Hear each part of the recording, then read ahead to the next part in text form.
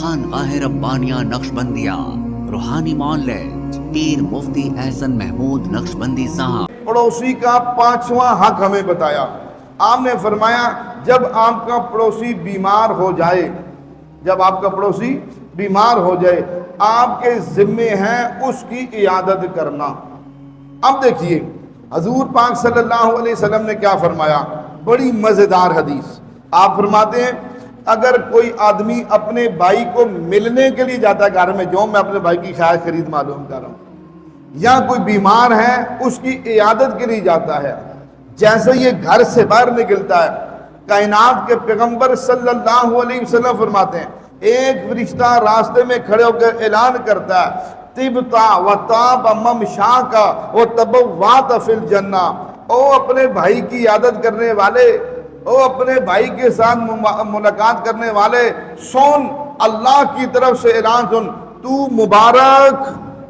تو جو جا رہا ہے یہ مبارک عمل کر رہا ہے، تو مبارک، تیرے اٹھنے والے قدم مبارک، اس عمل کی وجہ سے تیرا ٹھکانہ رب نے جنت میں بنا دیا ہے۔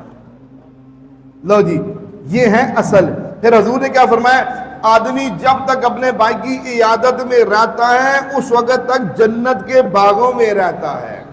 حضور پاک صلی اللہ علیہ وسلم فرما رہے ہیں جب تک آپ عیادت کرنے کے لیے جائیں گے صبح کے وقت تو شام تک 70,000 فرشتے، کہتے بولیے 70,000 فرشتے آپ کے لیے ہاتھ اٹھا کے دعائیں مغفرت کرتے رہیں گے، یا اللہ اس کو معاف کر دینا، یہ کتنا اچھا اپنے بھائی کو عیادت کرنے کے لیے جا رہا ہے، یا اللہ۔ تو شام کو جائیں گے تو صبح تک 70,000 فرشتے اس کی مغفرت کی دعا میں لگے رہیں گے۔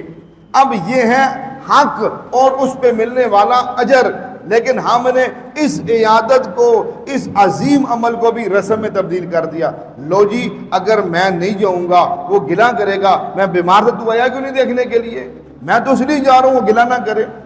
او جی اس لیے میں جا رہا ہوں، اگر میں آج نہیں جاؤں گا تو کل میں نے بھی تو بیمار ہونا نا، پھر وہ میری عیادت کرنے کے لیے نہیں آئے گا،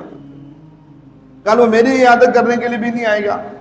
تو میں اس لیے جا رہا ہوں تاکہ کل وہ میری عیادت کرنے کے لیے بھی آئے،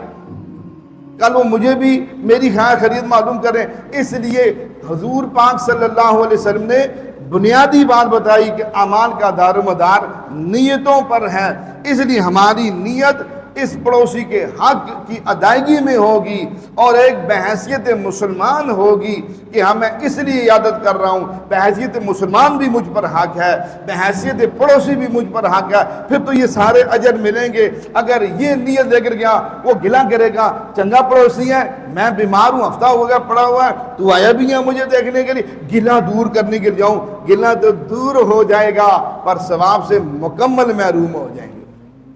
ثواب سے مکمل محروم ہو جائیں گے۔ اس لیے ہم نے آج اللہ معاف فرمائے اپنی عبادات کو بھی رسم و رواج پر لے آئے۔ ہم نے ایک تو ہوتی ہی رسم و رواج ہیں، ہم نے عبادات کے اندر اعمال کے اندر بھی رسم و رواج کو داخل کر دیا۔ اب یہ کتنا بڑا اجر کا کام ہے، عیادت کرنا، مریض کی عیادت کرنا، بیمار کی بیمار پرسی کرنا، کتنے اجر و ثواب آپ کے سامنے عرض کیا۔ بہت ساری بے شمار حدیثیں ہیں، اتنا وقت نہیں میں ساری عرض کر دوں، صرف آپ کو موٹی موٹی بات سمجھانا مقصود ہے۔ اب اس کے باوجود رحمت کائنات صلی اللہ تعالی علیہ وسلم کتنا اجر و ثواب بیان فرما رہے ہیں، لیکن ہم نے اپنی غلط نیت سے اس اجر کا بیڑا غرق کر دیا، اس کو ستیہ ناز کر کے رکھ دیا، ہمیں الٹا گناہ کے اندر مبتلا ہو گئے کہ کیوں غلط نیت کی، کیوں غلط۔ اب دیکھیں نا ہم نماز پڑھیں، اگر نماز میں بھی ہماری یہ نیت ہوئی کہ میں اس لیے جمعہ پڑھنے آیا ہوں تاکہ لوگ کہیں یہ جمعے میں بھی نظر نہیں آتا، عام نمازوں میں تو الحمدللہ پتہ ہی کون کدھر ہوتے ہیں، تو جمعے میں بھی نظر نہیں آتا اس لیے جمعہ پڑھنے گا تاکہ میری ذرا حاضری لگ جائے، تو جمعہ پڑھ کے مردود ہو گیا، جمعہ پڑھ کے مشرک ہو گیا۔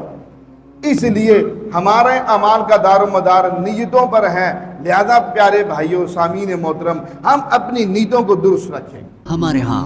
جادو، جنات، بندش اور نظر بد کا شافی علاج قرآن و سنت کی روشنی میں کیا جاتا ہے۔